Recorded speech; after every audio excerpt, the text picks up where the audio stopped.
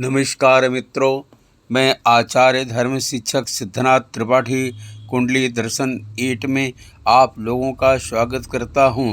मित्रों, आप लोगों ने सुना होगा द्वापर युग में भगवान श्री कृष्ण ने हनुमान जी द्वारा सत्यभामा, सुदर्शन चक्र, बलराम आदि का घमंड तोड़वाया था। किंतु आज हम आप लोगों को बताने जा रहे हैं गीता अमृत संजीवनी और श्री कृष्ण ने हनुमान जी को श्राप क्यों दिया। आइए चलते हैं महाभारत युद्ध की तरफ।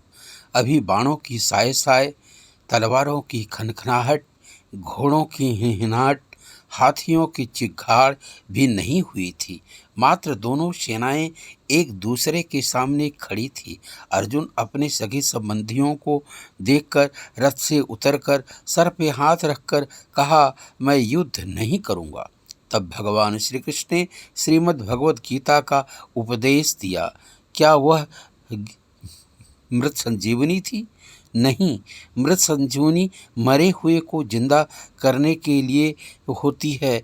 मृत संजीवनी नहीं थी, बल्कि जो अर्जुन पुरुषार्थ से थक गए थे, जिन्हें मोह ने घेर लिया था, जो कायर बन गए थे, जिस अर्जुन का मनोबल टूट गया था, जिसके अंदर कर्तव्य की प्रेरणा जगाने के लिए, अपने क्षत्रिय कर्म से न भागने के लिए कर्म करने की प्रेरणा दी, उठ खड़ा हो, युद्ध कर।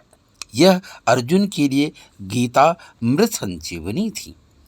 मित्रों, ध्यान से सुनिएगा। अब हम बताने जा रहे हैं भगवान श्री कृष्ण ने हनुमान को श्राप क्यों दिया था।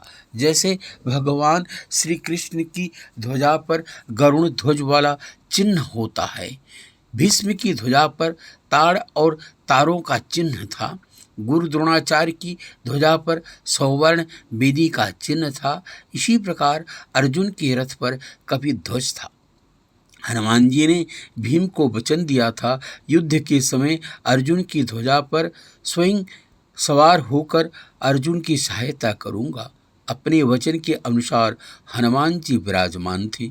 जिस समय भगवान श्री कृष्ण अर्जुन को गीता का उपदेश दे रहे थे, उस समय अर्जुन के साथ हनुमान जी भी सुन रहे थे। श्री कृष्ण को पता चला हनुमान भी गीता का उपदेश सुन रहे थे। यह तो विधि के विधान के अनुसार विपरीत कार्य हुआ। कृष्ण ने पूछा, हनुमान, तुम भी गीता का उपदेश सुन रहे थे? हनुमान जी ने कहा, हाँ प्रभु, मैं भी अर्जुन के साथ गीता का उपदेश सुन रहा था। कृष्ण ने कहा, नीचे बैठकर? अर्जुन ने नीचे बैठकर सुना और तुम ऊपर बैठकर सुने? वक्ता ऊपर बैठकर ऊंचे मंच से सुनाता है और श्रोता नीचे बैठकर सुनता है। यह विधि का विधान है।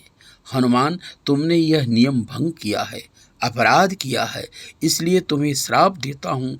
जाओ, पैशाच हो जाओ। हनुमान जी ने सहसा स्वीकार कर लिया। फिर पूछा, प्रभु, पैशाच योनि से मेरा उद्धार कैसे होगा?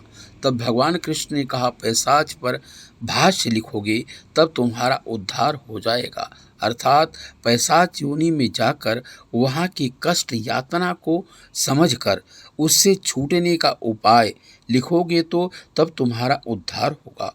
हनुमान जी को कुछ समय के लिए पैशाच बनना पड़ा और जब पैशाच भाष्य लिखे तो तब पैशाच योनि से मुक्त हुए। मित्रों, अच्छा लगा हो तो वीडियो लाइक करें, कुंडली दर्शन चैनल सब्सक्राइब करें। धन्यवाद।